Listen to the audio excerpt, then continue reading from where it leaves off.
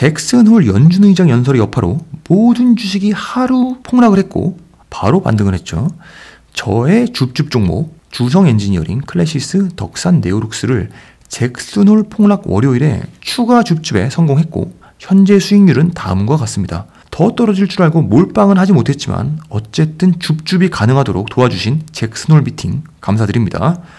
지난번에는 한국조선해양 탈출 시나리오 영상을 올렸는데 오늘도 탈출하고 싶고 곧 탈출이 가능할 것 같은 종목의 가능성 여부를 분석해 보도록 하겠습니다. 제 포트에서 한국조선해양에 이어 바로 다음 탈출 시나리오의 주인공은 바로 LS입니다. 그냥 탈출이 아니라 나름 수익을 기대해 볼 수 있을 것 같습니다. 이 종목의 특징은 최근 개별 종목 장세 흐름에서 순서대로 빵빵 터지고 있는 방산주, 원자력주, 그린에너지 등에 이어 왠지 다음 차례가 아닐까. 아직 정고점을 돌파는 못했지만 돌파하려는 모습이 아닌가 라는 생각이 강력하게 드는 이유를 바로 지금부터 이야기해 보겠습니다. 시총 2조 1600억 원, 대단히 낮은 PER과 PBR, 밸류에이션이 싸기 때문에 앞으로 성장 재료만 있으면 상승 여력은 많이 남아있다고 할 수 있는 거죠. 매출이 상승세에 있고 영업이익 또한 견조합니다. 그리고 앞으로 수주가 많이 기대가 되는데 그 이유는 바로 수주의 중심에 태조 이방원이 있기 때문입니다. 요즘 가장 핫하다는 태조 이방원의 모든 사업과 맞물려 있는 종목이 LS인데 태조 이방원이 뭐의 약자일까요? 태양광, 조선업, 2차전지, 방위산업, 원자력 발전. 여기 하나 빠져 있는 게 얼마 전에 바이든이 통과시킨 인플레 감축 법안의 수혜 섹터인 풍력에너지죠. 이 모든 사업에 LS가 정교하게 맞물려 있습니다.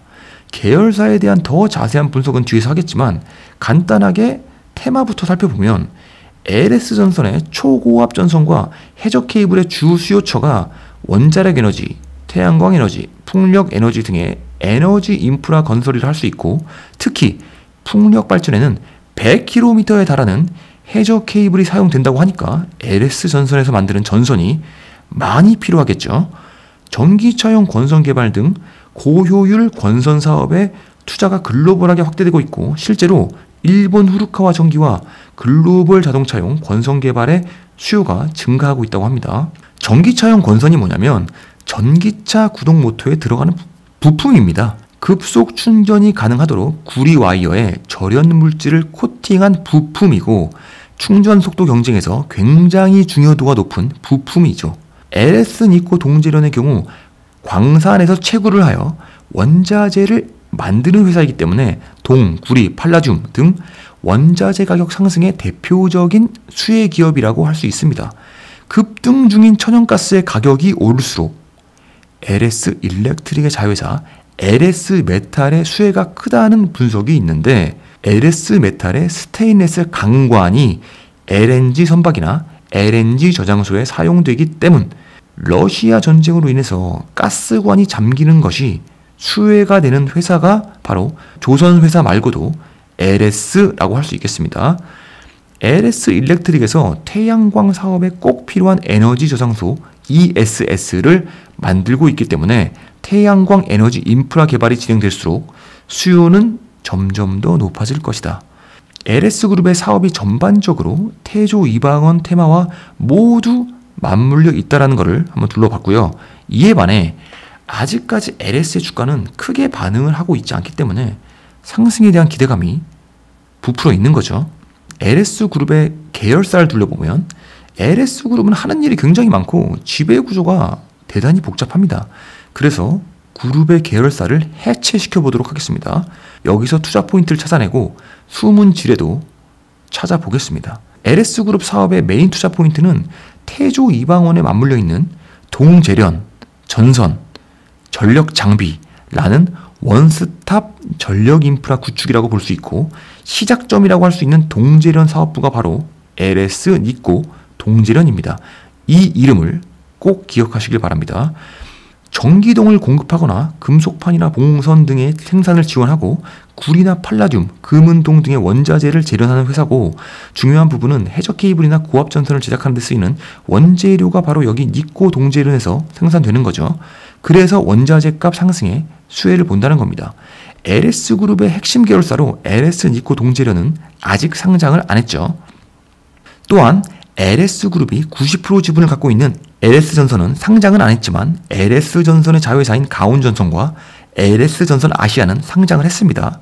가온전선 시총이 900억 원으로 규모가 작고 LS전선 아시아는 베트남과 미얀마 쪽 법인만 관리하기 때문에 패스하겠습니다. 고로 LS전선의 전선은 온전한 투자 재료로 볼 수 있겠습니다. 그 외에도 LS엠트로는 농기구를 만드는 회사고 LSIND와 글로벌은 인베스트먼트와 비철금속 트레이딩 사업을 하기 때문에 투자 재료로서는 패스하겠습니다. LS그룹이 지분율 46%를 갖고 있는 LS일렉트릭이 굉장히 비중이 큰데 ESS 등의 전력기기를 만들기 때문이고 LS메탈의 모회사이기 때문에 중요한 겁니다. 문제는 LS일렉트릭은 상장사입니다. 그러니까 LS일렉트릭의 재료는 LS의 투자 재료에서는 제외를 시켜야겠죠. 태양광 전지용 ESS, LNG 선박용 혹은 LNG 저장고용 스테인레스 강과는 LS일렉트릭 소속이기 때문에 태양광 테마, 조선업 테마 둘 다 투자 재료에서 날리겠습니다. 요약해서 LS의 투자 포인트는 LS전선, LS니코 동제련 두 가지인 거고 전기차용 권선, 풍력 발전용 해적 케이블, 원자재값 상승 등은 투자 재료로 살아있는 겁니다. 결론적으로 LS는 껍데기만 있는 지주사는 아니고 사업의 중추 역할을 하고 있는 제대로 된 투자처는 맞다. 애널리스트 리포트를 보면 LS니코 동제련이 예정대로 8월에 지분이 100%가 되어 9월부터 연결 종속 대상으로 전환된다. 원래는 일본의 니코와 합작사였는데 LS가 100% 가져온 거죠. 실적 반영의 회계적 이슈보다는 사업 구조의 변화로 팔라듐 등 부산물 가격 상승에 따른 수익 개선 효과가 더 커질 수 있는 점에 주목한다.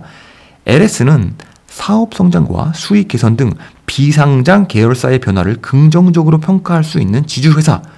이 장점을 염두해서 투자하면 되겠으나 애널리스트님이 빼먹은 팩트가 있어가지고 그 팩트 폭행은 뒤에서 다루도록 하겠습니다.